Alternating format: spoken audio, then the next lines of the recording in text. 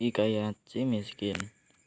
Pada zaman dahulu, hiduplah sepasang suami istri yang terlantar di negeri antar berantah, dan keduanya sangat dibenci orang.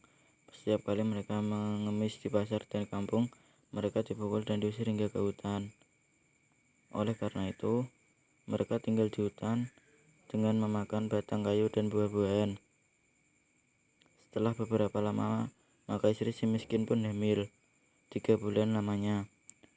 Sang istri ingin sekali memakan buah mangga yang ditanam taman raja. Maka suaminya itu pun tergantung hatinya. Tak kala ia keindahan menjadi raja, tiada ia mau beranak. Namun sekarang ia akan memiliki anak dan berkata, "Istriku, apakah kamu ingin membunuhku? Apakah kamu tidak mau tentang masa lalu kita? Jangan meminta sesuatu. Kita tidak bisa mengambil buah mangga yang ada di taman raja." Setelah istrinya mendengar perkataan suami itu, ia semakin menangis. Lalu suaminya berkata, "Diamlah istriku, jangan menangis. Aku akan mencari buah mangga itu dan memberikannya kepadamu." Istrinya pun berhenti menangis. Lalu si miskin pergi ke pasar mencari buah mangga. Setelah sampai di pedagang buah mangga, ia ragu untuk meminta buah mangga karena ia takut orang akan memukulinya. Pedagang buah mangga pun bertanya, "Hei miskin, apa yang kamu inginkan? Jika Tuan mempunyai belas dan kasihan, berikanlah saya biji buah mangga yang sudah busuk, Tuan." Orang yang ada di pasar pun menjadi iba karena mendengar kata-kata si miskin itu. Lalu orang yang berada di pasar tersebut memberikan si miskin makanan dan bahkan pakaian serta buah-buahan lainnya. Si miskin pun heran karena biasanya dia diusir, dipukul hingga dilempari kayu dan batu. Setelah ia berpikir seperti itu dalam hatinya, ia pun pergi ke hutan untuk menemui istrinya. "Istriku, ini buah mangga, makanan, pakaian, dan beberapa buah-buahan." Kemudian istrinya menginjak-injak apa yang diperoleh miskin tersebut sambil menceritakan apa yang terjadi. Istrinya pun menangis dan tidak mau makan jika bukan buah mangga yang tanam taman raja dan berkata, "Biarkan saja aku mati." Si miskin pun sangat terpukul melihat perbuatan istrinya. Kemudian ia pergi menghadap Raja Rindra yang sangat itu sedang mengadakan pertemuan raja. Lalu ia pun masuk ke dalam dan baginda raja pun berkata, Si miskin, apa yang kamu inginkan?" Si miskin pun menjawab sambil bersujud, "Tuanku, ampunilah hamba-hamba datang ke sini memerintahkan mangga sudah jatuh ke tanah.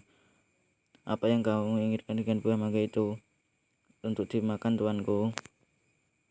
Tolong ambilkan setangkai buah mangga untuk si miskin ini."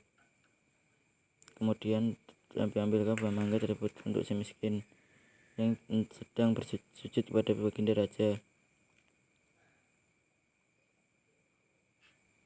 Miskin ini pun berjalan pulang ke rumahnya. Setelah dilihat oleh sang istri akan si miskin datang membawa setangkai buah mangga. Ia pun tertawa senang sambil memakan buah mangga tersebut. 3 bulan kemudian, sang istri menangis, ingin memakan buah nangka yang tanam di taman raja. Dengan cara yang sama, si miskin mendapatkan buah nangka yang ditanam untuk istrinya yang sedang mengidam itu. Selama istri si miskin hamil, banyak makanan, pakaian, beras, dan peralatan yang diberikan kepadanya. Pada waktu yang benar dan tepat pada malam hari, bulan itu bersinar terang. Kemudian ada waktu itu juga, istri si miskin akan seorang anak laki-laki yang sangat penampilan dan tambahan. Anak itu sama marah karena yang arti di dalam kesulitan.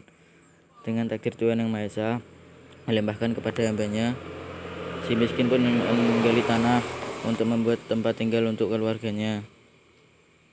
Ketika ia menggali tanah untuk mencapai tiang, ia menemukan telaju besar yang berisi banyak emas. Istrinya pun datang untuk melihat dan berkata, "Emas ini tidak akan habis sampai anak cucu kita lahir." Ia pun menjadi kaya dan membeli barang-barang kebutuhannya. Seperti biasa putar-putar pelama kuda, keris dan segalanya. Setelah kembali dari membeli barang-barang tersebut, jeruk nipis menimpa anaknya dan berseru, "Jika engkau sungguh-sungguh anak dewa yang ingin menerbangkan wajah benda ini, biarkan negeri di hutan ini menjadi negeri yang lengkap dengan kota, parit, dan istana, serta sementari rakyat dan semua raja-raja besar." Terkabullah permintaan itu, dan si miskin menjadi raja dan berganti nama menjadi Maharaja Indra Angkasa, dan istrinya berganti nama menjadi Ratna Dewi, dan negeri itu dinamakan Puspasari.